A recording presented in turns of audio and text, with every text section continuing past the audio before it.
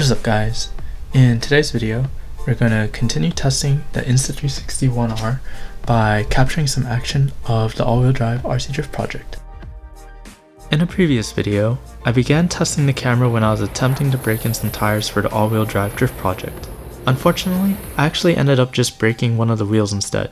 At that point, I only shot footage at 4K 60 frames per second and 360 footage at 5.7K 30 frames per second, and I didn't really get to test any other settings since I didn't have any spare wheels to continue drifting. This time I hope to experiment with some of the other settings that the camera offers, such as the 200 frames per second mode and some of the higher frame rates for the 360 video as well. But before we jump into that, the drift car kinda needs some work to get up and running. First I started with the most obvious damage, which were the wheels. Although normally you would want to run the same tires throughout the car, I decided to only switch out the pair of tires in the front to see if I could continue to at least somehow use the rear tires instead of regarding them completely useless. Besides, this time I would be carrying spares that I could switch out just in case of another accident. I also found that one of the rear shocks was disconnected from its corresponding rear arm, but that was an easy fix. I just found a replacement screw by matching the thread of the screw still holding in the other shock. From there, I found no more issues with the car, and after mounting the battery to it, the car is pretty much ready for another day of drifting. Alright guys, so once again, we're here at UCR to go ahead and get some test footage.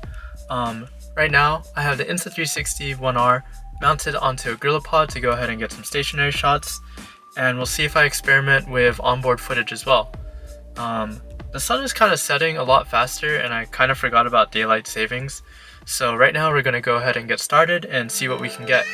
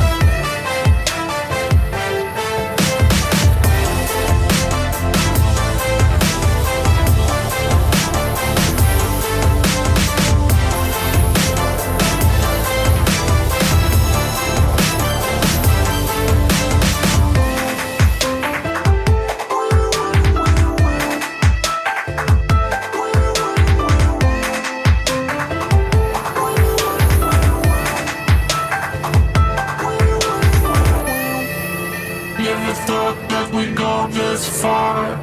Don't stop now. Reaching for a distant star.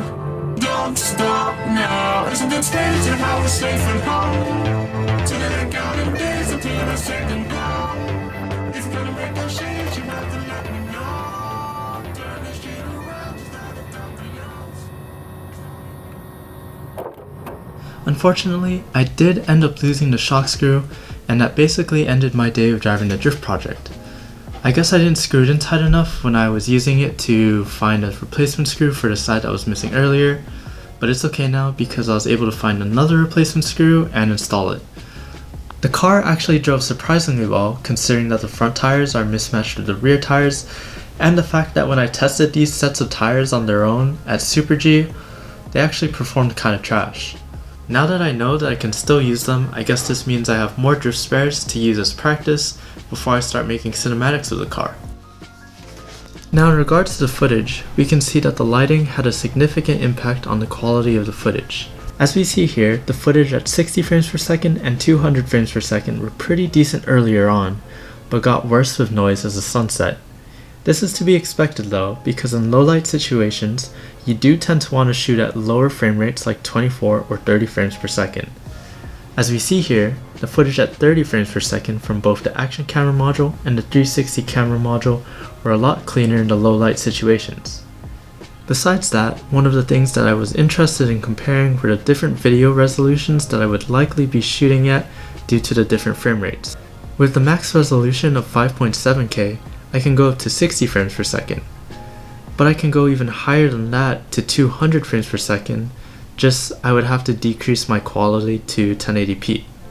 Here we can see the difference in resolution in terms of size. Scaling them to be equivalent in size, we can observe the difference in quality from the different resolutions. It's pretty apparent that the footage becomes a lot softer at the lower resolutions and higher frame rates, but they're not bad. They would definitely still be usable for specific shots that would look awesome in slow motion, like the shot of driving through the leaves. Since the drift project ended up losing its shock screw before I can do a comparison of the video resolutions offered by the 360 camera, I ended up doing that comparison somewhat at a drift event that I ended up shooting later that week. Comparing the video of the max resolution to the video of the max frame rate, it appears that the latter is a bit more pixelated. However, it can still be useful for specific situations where I need that high of a frame rate. It's also still a pretty cool feature because with 360 degree video, you can do VR type of video, so you can kind of look around and see things in slow motion, and I think that's pretty cool. Overall, I think that this is a pretty cool camera, and it has a lot of potential for filming stuff on the channel. I think I might need another battery though, because I tried to film a Super G event with it once, and it died somewhere during the event, probably in the later, like 3/4 of the event. But yeah, anyways, that's pretty much all that I have for today's video. So as always, thank you guys for watching, and hopefully I'll catch you guys on the next one.